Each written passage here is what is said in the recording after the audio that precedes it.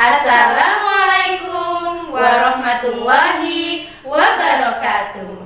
Good morning, students. Good morning, ma'am. How are you today? I am fine.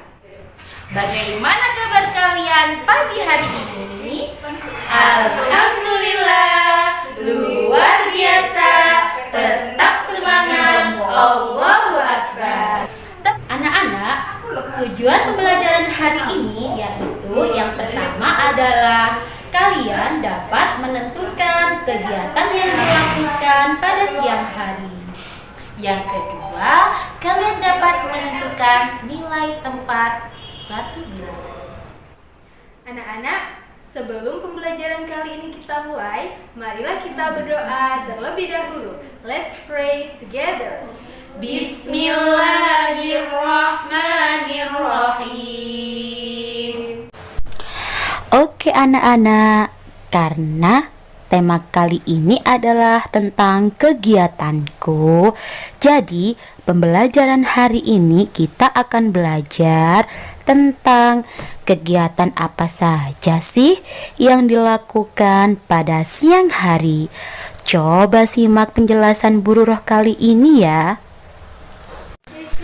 Baiklah anak-anak, sebelumnya coba kalian perhatikan gambar-gambar yang ada di bawah ini. Yang pertama adalah gambar petani sedang berkebun.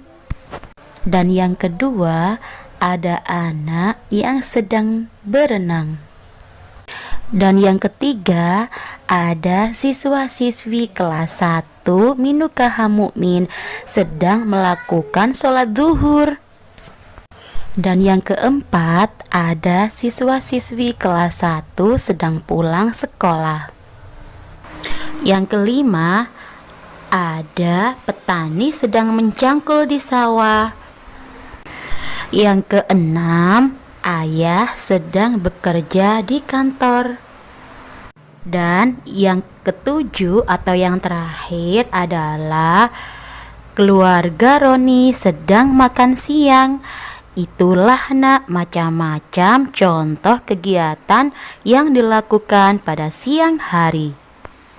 Nah, coba nak kita ulangi sekali lagi ya contoh kegiatan yang dilakukan pada siang hari. Yang pertama adalah petani berkebun.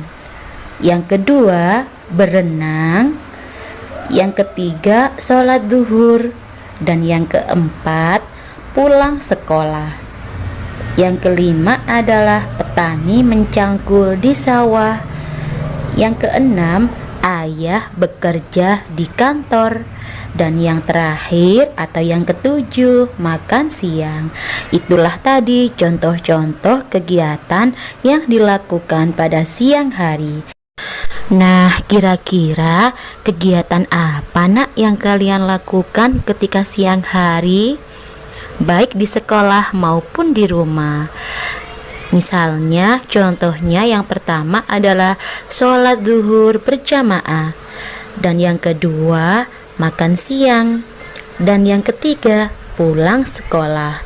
Dan yang keempat, tidur siang. Nah, itulah tadi contoh-contoh kegiatan yang kita lakukan pada siang hari. Anak-anak, selanjutnya Bu Guru mempunyai sebuah cerita yang berjudul Cahaya Matahari. Mari kita baca bersama-sama ya. Cahaya matahari. Siang hari, langit tampak terang. Cuaca pun terasa panas. Langit terang dan cuaca panas karena cahaya matahari. Cahaya matahari sangat berguna. Petani menanam padi di sawah. Padi hidup karena ada cahaya matahari. Ibu dapat menjemur pakaian karena ada cahaya matahari. Nah, pada cerita tersebut mengisahkan tentang kegunaan dari cahaya matahari. Jadi cahaya matahari itu banyak sekali nak kegunaannya, yaitu seperti pada cerita tadi. Petani dapat menanam padi di sawah. Padi hidup karena ada cahaya matahari. Lalu, ibu juga dapat menjemur pakaian karena ada cahaya matahari. Jadi, cahaya matahari itu berguna untuk menanam padi dan menjemur pakaian. Nah, anak-anak, kali ini kita akan belajar tentang nilai tempat. Coba tebak, ada yang sudah tahu Bu Amel membawa apa ini? Ada yang sudah tahu? Ya, anak-anak, ini adalah namanya bingkai 10. Bu Amel bawa satu bingkai 10 ya nak ya di sini. Nah, Bu, kenapa ini dinamakan bingkai 10? Karena dalam satu bingkai ini terdapat 10 kotak. 1, 2, 3, 4, 5, 6, 7, 8, 9, 10. Nah, hari ini kita akan belajar nilai tempat menggunakan media bingkai 10. Oke, coba lihat belakang Bu Amel. Bu Amel sudah menyediakan 2 bingkai 10 ya nak ya, dan menyiapkan beberapa kartu.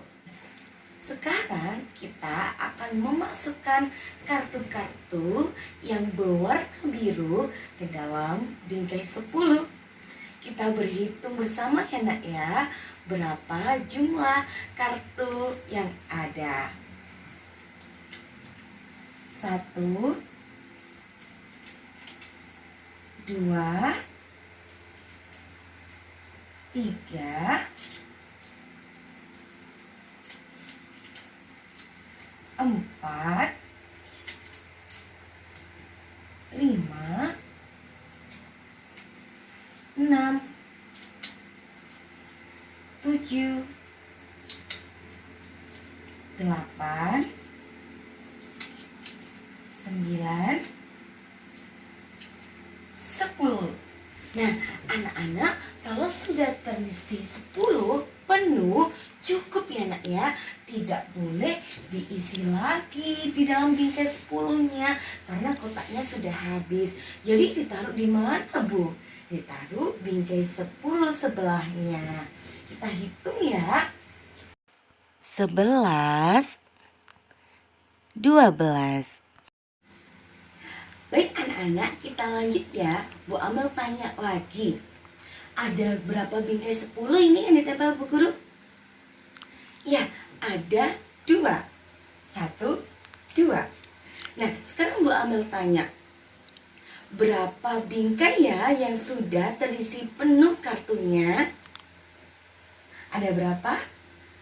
Ya, ada 1. Yang mana ya?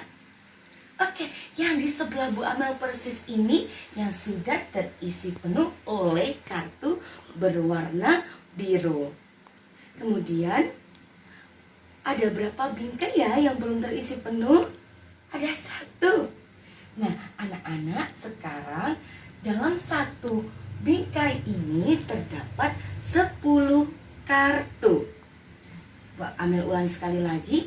Dalam satu bingkai ini terdapat 10 kartu. Maka dari itu bingkai yang ini dinamakan 10-an.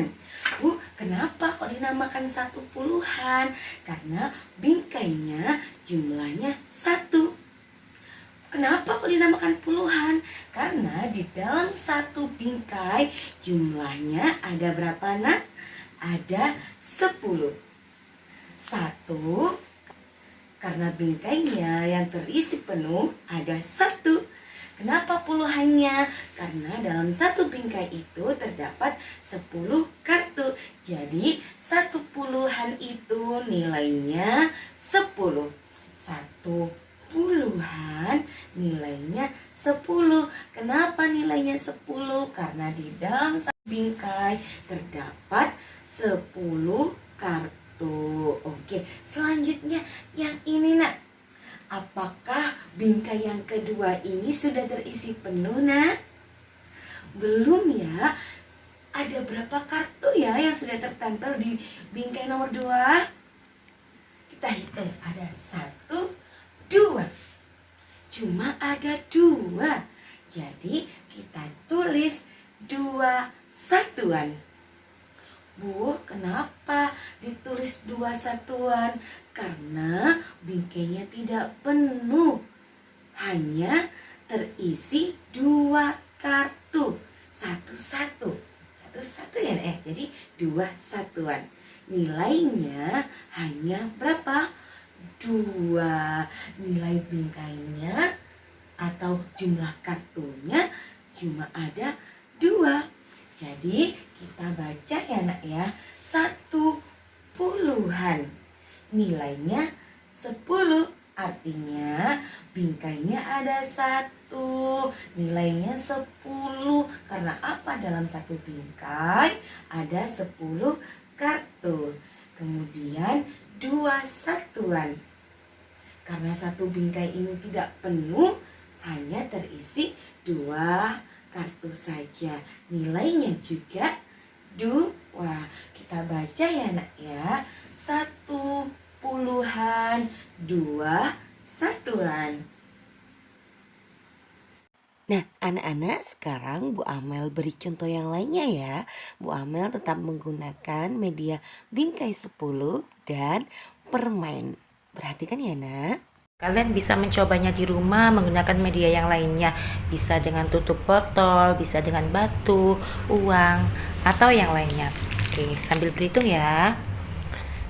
1, 2, 3, 4, 5, 6, 7, 8, 9, 10.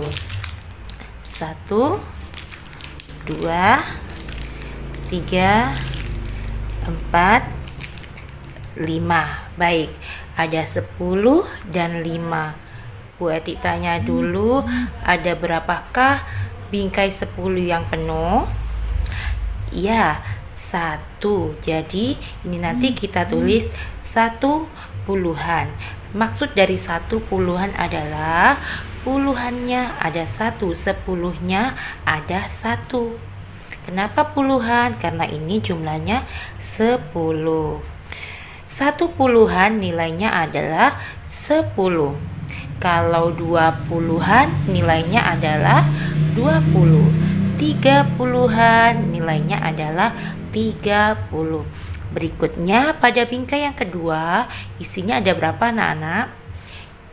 Ya, isinya ada 5. Karena tidak penuh, maka kita tulis 5 satuan, bukan 50-an. 10-an ditambah 5 satuan menjadi 15. Kita lingkari dulu angkanya 1 dan 5, kemudian jadikan 1. Bacanya menjadi apa anak-anak? Ya, 15. Sekarang kita akan belajar menyelesaikan soal menentukan puluhan dan satuan dalam soal berbentuk gambar. Gambar yang disajikan Bu Guru adalah gambar penghapus, jumlahnya ada 17. Untuk menentukan puluhan dan satuan, yang pertama kita harus menghitungnya terlebih dahulu. Yuk kita hitung bersama-sama. 1, 2, 3, 4, 5, 6, 7, 8, 9, 10. Jika sudah 10, mari kita lingkari benda yang berjumlah 10 tadi. Oke, berikutnya sisanya kita hitung yuk. 1, 2, 3, 4, 5, 6, 7. Berapa jumlah sisanya anak-anak? 7. Sekarang kita tinggal masukkan berapa jumlah benda yang dilingkari Bu Eti atau yang berjumlah 10. Oke, 1 kita masukkan ke kolom puluhan. 1. Berikutnya berapa sisanya tadi? 7 kita masukkan kolom satuan. Di 17 terdiri dari 10-an dan 7 satuan. Sekarang kita akan berlatih menjawab soal nilai tempat yang berbentuk bilangan. Oke, 13. 13 berasal dari 10 dan 3. Jadi puluhannya yang mana ya? 1 apa 3? Iya, benar sekali, puluhannya adalah 1 dan satuannya adalah 3. Bagaimana anak-anak? Mudah bukan? Sekarang coba kalian berlatih mengerjakan soal di bawahnya ya. Cukup 4 nomor saja.